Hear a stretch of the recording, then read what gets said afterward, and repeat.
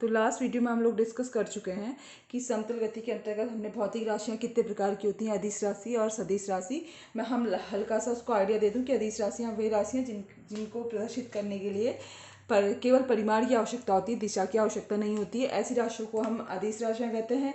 जैसे हमने लंबाई, द्रव्यमान और समय आदि देखी थी, ठीक है। इसी प्रकार सदिश राशियां क्या थी? ऐसी राशियां जिनको व्यक्त करने के लिए परिमाण के साथ साथ दिशा की आवश्यकता होती है तथा जो योग की जो त्रिभुज विधि और समांतर चतुर्भुज विधि है उसका पालन करते हैं, ठीक है। तो ऐसी राशियों को हम सदिश कहते हैं, ठीक है, सदिश राशियां कहते हैं, ठीक है। तो अब हमने देखिए पढ़ा था कि सदिश राशियों में परिमाण के साथ साथ दिशा होना जरूरी है, ठीक है। अर्थात यदि कोई राशि हम कहेंगे सदिश है तो इसमें मैग्नीट्यूड तो होगा ही होगा, परिमाण तो होगा ही होगा, लेकिन दिशा भी अवश्य होगी, ठीक है। लेकिन अगर किसी राशि में दिशा है, ठीक है, तो यह जरूरी नहीं है कि वह सदिश राशि है। पहली बात मैंने क्या कही कि यदि कोई राशि सदिश है तो उसमें दिशा का होना आवश्यक है, लेकिन यदि किसी राशि में दिशा है तो उसका सदिश होना आवश्यक नहीं है, ठीक है। मतलब सदिश है तो दिशा है, बट दिशा है तो सदिश नहीं है, ठीक है। सदिश है जरूरी नहीं। जैसे हम एक उदाहरण ले लेते हैं, देखिए जैसे वैद्युत धारा है, ठीक है। यदि हम किसी भी परिपथ में वैद्युत धारा को दिखाएं, देखिए सपोज ये कोई परिपथ है, ये कोई वायर है, देखिए हमने इसमें बैटरी जोड़ दी तो वैद्युत धारा देखिए प्लस से निकल के ये देखिए इस तरीके से वैद्युत धारा प्रवाहित होगी, ठीक है। तो देखिए वैद्युत धारा में परिमाण भी है, साथ साथ दिशा भी है, लेकिन यह सदिश नहीं है। क्यों? क्योंकि यह वेक्टर के योग के समांतर चतुर्भुज नियम का पालन नहीं करती है, ठीक है। तो आज का टॉपिक स्टार्ट करने से पहले मैं ये लास्ट वीडियो में ये चीज़ बताना भूल गई थी, तो वो मैंने आप लोगों को यहाँ पे डिस्कस कर दिया कि वैद्युत धारा क्यों एक सदिश राशि नहीं है, जबकि उसमें परिमाण के साथ साथ दिशा भी है। और क्यों नहीं है? क्योंकि वह सदिशों के जो योग का समांतर चतुर्भुज नियम है उसका पालन नहीं करती है, ठीक है। तो अब हम अपना जो आज का मेन टॉपिक है सदिशों के प्रकार, इसको डिस्कस करते हैं। तो सदिशों के प्रकार में हम पहला टाइप पढ़ते हैं, देखिए समान वेक्टर, या फिर हम इसको इक्वल वेक्टर कहते हैं, ठीक है। तो अब जब हम इसके प्रकार पढ़ रहे हैं तो हम जानते हैं कि सदिश राशियों को हम देखिए इस तरीके से एक एरो के द्वारा प्रदर्शित करते हैं, ठीक है। तो यदि यह एक वेक्टर ए वेक्टर है, ठीक है, और इसी के समांतर एक कोई वेक्टर और है बी वेक्टर, ठीक है। ए और बी दो वेक्टर हैं और जो परस्पर समांतर हैं, तो हम इन दोनों वेक्टरों को समान वेक्टर कब कहेंगे? जब इनकी परिमाण, देखिए परिमाण के साथ साथ दिशा, ठीक है, जब दोनों वेक्टरों की परिमाण व दिशा आपस में बराबर होंगी तब हम इन वेक्टरों को समान वेक्टर कहेंगे, ठीक है। कोई भी जो समांतर वेक्टर है यदि उनमें परिमाण और दिशा एक दूसरे के बराबर है, मतलब मैग्नीट्यूड और डायरेक्शन दोनों वेक्टरों का आपस में बराबर है, तो हम उन वेक्टरों को समान वेक्टर कहेंगे, ठीक है। अर्थात हम यदि किसी कहीं पे भी हम ए वेक्टर को बी वेक्टर के द्वारा प्रतिस्थापित कर सकते हैं, रिप्लेस कर सकते हैं। क्यों? क्योंकि दोनों आपस में बराबर है, समान वेक्टर है, दोनों का परिमाण और दिशा आपस में बराबर है, ठीक है। अब इसके बाद जो नेक्स्ट पढ़ते हैं, ये देखिए ये हो गया हमारा विपरीत वेक्टर। देखिए विपरीत नाम से ही पता चल रहा है। तो यदि हम अपोजिट वेक्टर मतलब विपरीत वेक्टर की बात करें तो ऐसे दो वेक्टर जो आपस में समांतर तो हैं, ठीक है, मतलब एक वेक्टर ये है और एक वेक्टर बी है जो आपस में समांतर है, परंतु दोनों की जो दिशाएं हैं वो आपस में विपरीत है, ठीक है। ये देखिए अब इन दोनों वेक्टरों को हम विपरीत वेक्टर कहेंगे। क्यों? देखिए इन दोनों वेक्टरों के परिमाण बराबर हैं, ठीक है, लेकिन इनकी दिशाएं आपस में विपरीत हैं। तो दो समांतर वेक्टरों को हम विपरीत वेक्टर कहेंगे यदि उनके परिमाण तो बराबर है परंतु दिशाएं विपरीत हैं, ठीक है। इसके बाद अब हम नेक्स्ट जो पढ़ेंगे वो है एकांक वेक्टर, जिसको हम बोलते हैं यूनिट वेक्टर, ठीक है। तो देखिए एकांक वेक्टर या यूनिट वेक्टर, तो देखिए माना हमारे पास एक सदिश राशि है जिसको हम ए के द्वारा प्रदर्शित कर रहे हैं, ठीक है। ए के ऊपर एरो लगा है तो ये क्या हो गया, हमने ए वेक्टर को प्रदर्शित कर दिया, ठीक है। और इस वेक्टर का जो परिमाण है, इसका जो मैग्नीट्यूड है वो क्या है, ए, ठीक है। अगर हम सिंपल ए लिखें या फिर मॉड के अंतर्गत ए वेक्टर लिखेंगे, ये दोनों आपस में बराबर होते हैं और इसका मतलब क्या होता है कि हमारे पास जो वेक्टर है उसके परिमाण को, उसके मैग्नीट्यूड को प्रदर्शित कर रहा है, ठीक है। देखिए अगर सिंपल कहीं पे विदाउट एरो के कोई सिंपल यदि कहीं पे बगैर तीर के कोई वेक्टर कोई राशि लिखी होगी या फिर ए वेक्टर को मॉड के अंदर लिखा होगा तो ये क्या है, जो वेक्टर है उसका परिमाण को प्रदर्शित करेगी। ठीक है, तो यदि हमारे पास कोई वेक्टर ए वेक्टर है और उसका परिमाण ए है, तो ये जो राशि हमको मिलती है ए वेक्टर अपॉन मॉड ए या ए वेक्टर अपॉन ए, इसी राशि को हम यूनिट वेक्टर कहते हैं। ठीक है, ये, और इसको हम ए कैप के द्वारा प्रदर्शित करते हैं। ठीक है, ये जो ए के ऊपर छोटी सी टोपी टाइप की लगा रखी है, इसको हम ए कैप कहते हैं और इसका मान होता है ए वेक्टर अपॉन मॉड ए। ठीक है, और जो ए कैप है ये किसी भी वेक्टर की दिशा को प्रदर्शित करता है। ये देखिए, अब ये मैंने क्यों कहा आप लोग यहाँ पे देख सकते हैं। देखिए हमारे पास है A cap equal to A vector upon A. ठीक है, तो हम इसको इस तरीके से भी लिख सकते हैं, वज्र गुणन यदि हम कर लें तो A cap into A equal to A vector. ठीक है, ये आपस में इधर गुणा हो जाएगा और ये सिंपल मैथ्स है और ये इधर गुणा हो गया। ठीक है, तो या हम लिख सकते हैं A vector equal to A cap A into A cap. तो देखिए हमने पहले तो कहा था कि जो ए है ये क्या कर रहा है, वेक्टर के परिमाण को प्रदर्शित कर रहा है। ठीक है, मैग्नीट्यूड को, और जो ए कैप है ये किसको प्रदर्शित कर रहा है, किसी भी वेक्टर के दिशा को। ठीक है, तो ये सिंपल हमने एकांक सदिश या यूनिट वेक्टर के बारे में पढ़ लिया। ठीक है, तो ये मेनली अगर हमने किसी भी वेक्टर को की डायरेक्शन को प्रदर्शित करना है तो हम वहाँ पे ए कैप लगा देंगे। ठीक है, अब देखिए, तो अब देखिए हमने एकांक वेक्टर पढ़ लिया, A cap equal to A vector upon A vector का परिमाण। ठीक है, अर्थात यदि हम किसी भी सदिश राशि को निरूपित करेंगे तो उसके परिमाण के साथ साथ उसकी दिशा, ठीक है, जिसको हम ए कैप के द्वारा प्रदर्शित कर रहे हैं, इस तरीके से लिखेंगे। ठीक है, अब यदि हमने किसी वेक्टर को, देखिए हम जानते हैं कि कोई भी निर्देश तंत्र, ठीक है, ये कोई निर्देश तंत्र है, frame of reference X Y Z, तो इसके अलॉन्ग यदि हमने किसी वेक्टर को प्रदर्शित करना है तो देखिए ये जो लंबकोणी जो एक्सिस होती हैं, जो ऑर्थोगोनल एक्सिस होती हैं, इसके अलॉन्ग अगर हम यूनिट वेक्टर को दिखाएं तो देखिए यदि हम एक्स एक्सिस में कोई वेक्टर को उसकी डायरेक्शन के साथ प्रदर्शित करेंगे तो देखिए ये हो जाएगा आई कैप, वाई एक्सिस के अलॉन्ग जे कैप और जेड एक्सिस के अलॉन्ग के कैप। ठीक है, जिस तरीके से हमने सिंपल यूनिट वेक्टर क्या होता है वो तो हम समझ गए।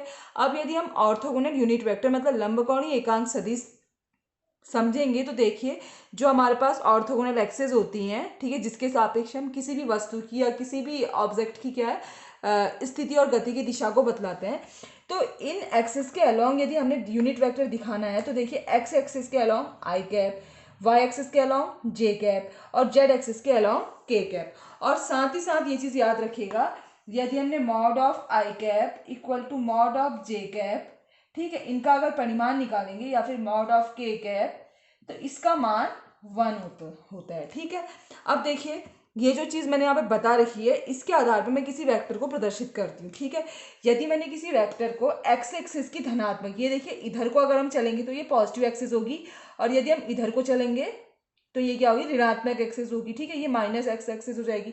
तो देखिए यदि मैंने किसी वेक्टर को, ठीक है, मैंने माना 10 है, कोई मेरे पास 10 मात्रा कोई लेंथ है, ठीक है, इसको मैंने एक्स एक्सिस की धनात्मक दिशा की ओर दिखाना है। ठीक है, तो इस राशि को अगर मैं वेक्टर फॉर्म में लिखूंगी देखिए परिमाण हो गया और इसकी दिशा आई कैप। ठीक है, तो इससे ही मुझे पता चल जाएगा कि ये जो क्वांटिटी है ये एक्स एक्सिस की धनात्मक दिशा में दिखाई गई है। और यदि मैं इसी को एक्स एक्सिस की ऋणात्मक, मतलब इसको मैं अगर इस तरीके से लिख दूं -10 आई कैप, तो ये मेरे को क्या बतलाएगी कि ये जो राशि है इसको मैंने एक्स एक्सिस की ऋणात्मक दिशा में बतलाया है। ठीक है, या फिर मैं इसको 10 जे कैप, ठीक है, तो ये जो लेंथ होगी ये वाई एक्सिस की धनात्मक दिशा की ओर होगी। ठीक है, और अगर मैंने -10 जे कैप लिख दिया तो ये वाई एक्सिस की ऋणात्मक, ठीक है, जो इस तरीके से नीचे की ओर होगी। ठीक है, -y।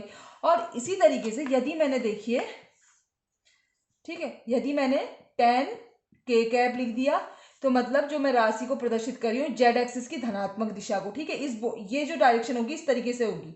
अगर मैं इसमें, क्योंकि ये जो एक्स वाई जेड एक्सिस होती है आपस में परपेंडिकुलर होती है। ठीक है, तो देखिए एक्स वाई तो ये इस तरीके से परपेंडिकुलर हो रही है, लेकिन जो जेड एक्सिस है वो इस तरीके से, ठीक है, इस तरीके से होगी, बट मैं इसको यहाँ पे दिखा नहीं सकती, इस वजह से मैंने इस तरीके से प्रदर्शित किया है। ठीक है, तो ये क्या हो गया, 10 के कैप का मतलब कि जो मैं लेंथ दिखा रही हूँ जेड एक्सिस की धनात्मक दिशा में दिखा रही हूँ। और इसी के साथ साथ यदि मैं -10 के कैप लिखूंगी तो ये जो लेंथ होगी ये बोर्ड से अंदर की ओर, ठीक है, मतलब जेड एक्सिस की ऋणात्मक दिशा को होगी, ठीक है।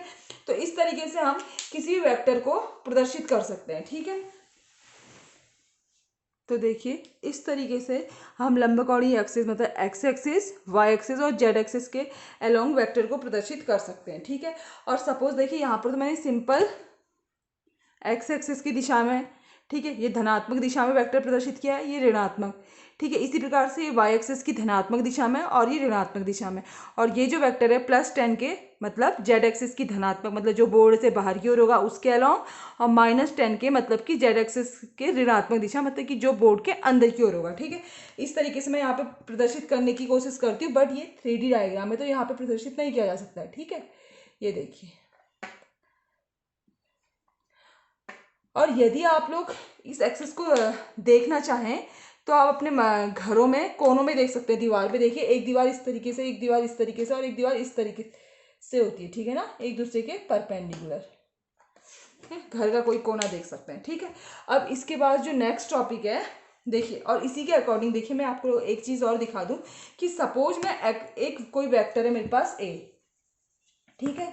तो यदि ये देखिए कोई वेक्टर ए है, तो यदि मैं इसको एक्स एक्सिस वाई ये लंबकोणीय एक्सिस के अलोंग प्रदर्शित करूंगी तो देखिए ए एक्स आई कैप मतलब इसके अलोंग जो वेक्टर है उसका परिमाण ए एक्स इंटू दिशा हो गई आई कैप प्लस ए वाई इंटू जे कैप प्लस ए जेड इंटू के कैप, ठीक है। तो इस प्रकार से मैं किसी भी वेक्टर को ऑर्थोगोनल यूनिट एक्सिस, ठीक है, लंबकोणीय एकांक वेक्टर के फॉर्म में या लंबकोणीय एक्सिस के अलोंग व्यक्त कर सकती हूँ, ठीक है। इसके बाद जो नेक्स्ट वेक्टर है वो है शून्य वेक्टर। तो देखिए नेक्स्ट है जीरो वेक्टर या शून्य वेक्टर, ठीक है, मतलब ऐसा वेक्टर जिसका जो परिमाण है, ठीक है, परिमाण जो होता है वह शून्य होता है तथा जो इसकी दिशा होती है वो अनिश्चितकालीन, ठीक है, मतलब कोई फिक्स डायरेक्शन नहीं होती, ठीक है। और इस वेक्टर का देखिए जैसे जनरली हम लोग वेक्टर को इस प्रकार से दिखाते हैं, ठीक है। तो ये इसका जो प्रारंभिक पॉइंट है और ये इसका अंतिम पॉइंट है। तो जो जीरो वेक्टर है इसके प्रारंभिक और अंतिम पॉइंट एक दूसरे के संपाती होते हैं इस तरीके से, ठीक है। तो जीरो वेक्टर को हम इस पॉइंट के द्वारा प्रदर्शित कर सकते हैं, ठीक है। और यदि हम जीरो वेक्टर को प्रदर्शित करेंगे तो देखिए जीरो के ऊपर एरो लगा देंगे, ठीक है। तो ये क्या बता देगा कि ये शून्य वेक्टर है। अब हमको आखिर शून्य वेक्टर की आवश्यकता क्यों है? तो देखिए यदि हम सिंपल जो अदिश राशि या फिर सिंपल हम बीजगणित वगैरह में देखें कि यदि हम 5 में से 5 को माइनस कर रहे हैं, ठीक है, कोई दो हमारे पास राशियां हैं, ठीक है, 5 - 5 तो इसका मान 0 हो गया, ठीक है। तो यदि हम दो vector A vector minus B vector कर रहे हैं, ठीक है, जिस तरीके से मैंने क्या कहा 5 - 5 = 0 हो गया, ठीक है।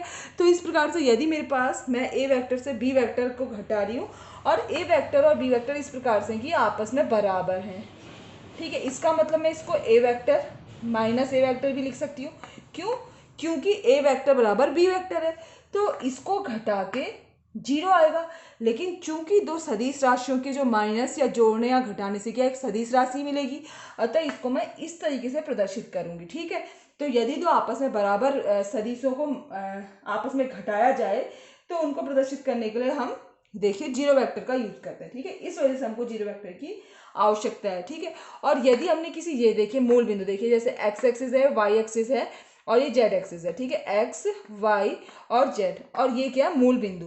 तो यदि मूल बिंदु को हमने किसी वेक्टर के द्वारा प्रदर्शित करना है, ठीक है, तो ये जीरो वेक्टर के द्वारा, ठीक है। जैसे अगर हम सिंपली अगर हम जो अपनी जो नंबर सिस्टम में देखें तो ये देखिए एक्स एक्सिस, वाई एक्सिस और जेड एक्सिस, तो ये जो ओ है इसके निर्देशांक 0,0,0 हो जाएंगे।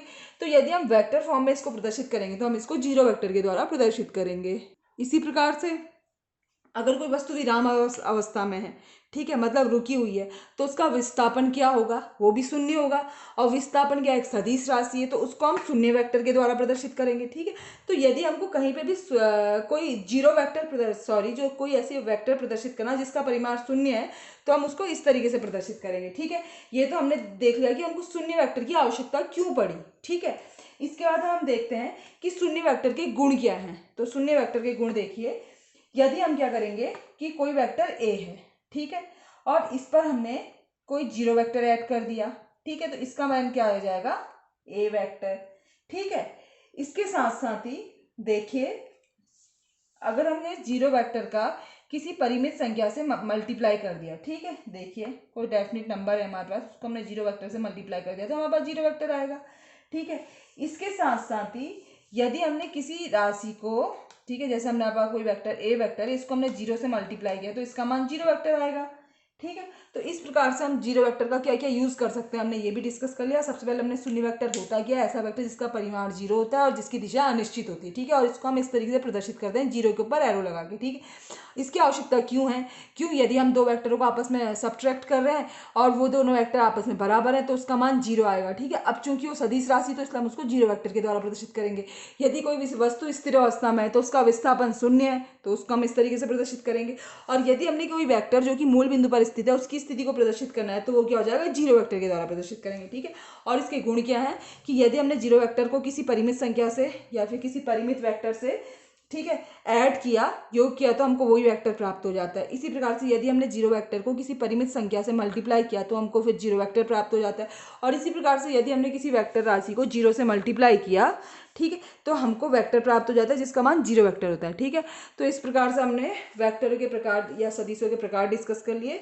अब इसके बाद जो नेक्स्ट टॉपिक होगा वो हम वेक्टरों के योग को डिस्कस करेंगे, ठीक है। Thank you.